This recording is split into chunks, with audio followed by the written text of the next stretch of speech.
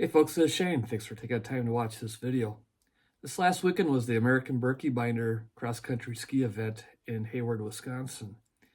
While I'm not part of ARES, I get recruited every year by the Sawyer County ARES to help out with radio support for the event. Stick around and I'll give you the after-action report.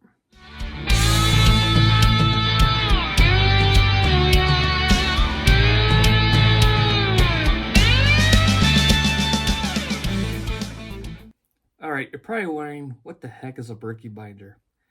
I've tried to record this a couple times and I kept rambling on for like a half hour, but here's the summary.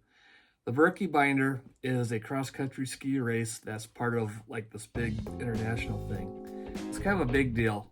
Racers from across the country and around the world show up to Hayward, Wisconsin every year for this event. There's two main races. The short one is 29 kilometers. And the main race, the Berkey binder itself, is either 50 or 55 kilometers long, depending on what discipline of cross-country skiing you're doing, whether it's classic or skating. Now, this event draws in close to 10,000 racers. Majority of them are in that Berkey binder. I think like 8,000 are in the Berkey binder itself. So it goes without saying it takes a lot of support. There's EMS, law enforcement, and hundreds of just general race volunteers working this thing. And how the Sawyer County ARES group helps out is we have a ham at each of the checkpoints, and when a racer drops out, we just call in their bib number and a brief reason on why to our net control, who relays that information to race officials, just to keep tabs on things. As far as medical goes, we don't do anything beyond calling in the bib number. Ski Patrol, EMS, they have their own radio systems. They do all the coordinating for any transport that needs to be done, that kind of thing. We're just there to simply help out the race officials and keeping tabs on people. On Friday, I worked the same checkpoint as I did last year, so I knew I was up against as far as getting into the repeater. Last year, all I needed was this VX6R with a stock antenna, and I was able to work the whole race without any issues. So, this year I brought the same radio, and I brought an extra one just in case, along with a spare battery. However, Saturday plans changed. The guy who normally runs net control couldn't make it this year, so I was placed in net control for the main race on Saturday, which turned out to be a lot of fun. Alright, now that you got the summary, let's talk about lessons learned. First off, I packed way too much radio gear. As I mentioned earlier, I worked the whole first race with just one handheld, no problem. But you always bring a spare, right? So I brought both my VX6s and another extra battery. So I had two radios fully charged, plus a third battery in my pocket. I was going to be covered. But wait, folks, I didn't stop there.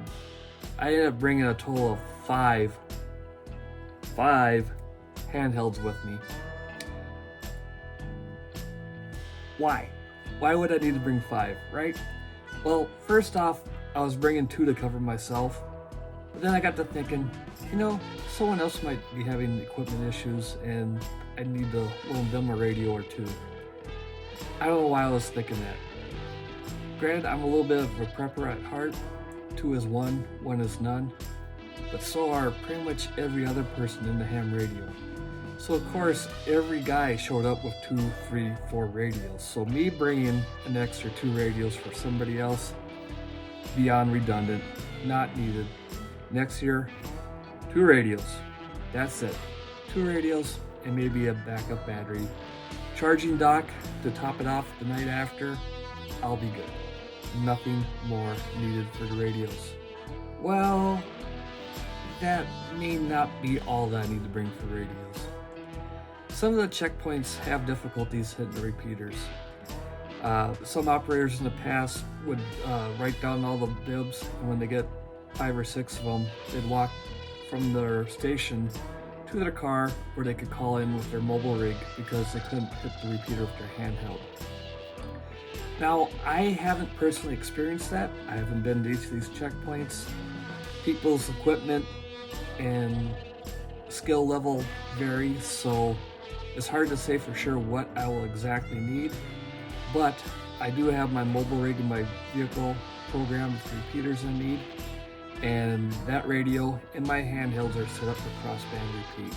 So next year, besides the 2 radios and 1 spare battery, I'll also be bringing a roll-up J-pole, some coax, and my telescoping mast, just in case I have to get a little creative to reach the repeaters. So this is where the prepper in me comes out. I'm not going to wait until race day to go to a checkpoint I haven't been before and try to figure out what's going to work for me. I'm going to go up there this summer because those trails are open year-round for hiking and whatnot. And I'm going to visit some of the checkpoints that people have more difficulties and see how it works for me. Everybody's equipment's a little different, so maybe I'll be able to get in with my handhelds from the checkpoints. Maybe I won't, but I'll figure it out and figure out locations where I have to set up a portable mast, or if I have to do a crossband repeat, that kind of thing.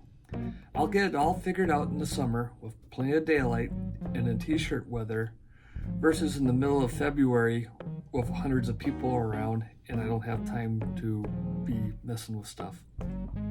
I'll get it all figured out beforehand. So that's the plan for next year. Okay, to wrap this all up, Berkey was a blast. Fun time this year as always, and next year I'm going to be a little bit smarter and a little bit more efficient, not bring as much stuff that I don't need, and do a little research beforehand to make sure I do bring enough to cover me for all situations. Now, if you're the type of ham that takes this as more of a service over a hobby, you should be doing these events as well, whether it's with Aries or your own ham radio club. Help out at races, marathons, whatever events where communications are needed. If your club does not participate in an event like that, look around. Maybe a county or 2 over has a marathon or a bike race that you can help out.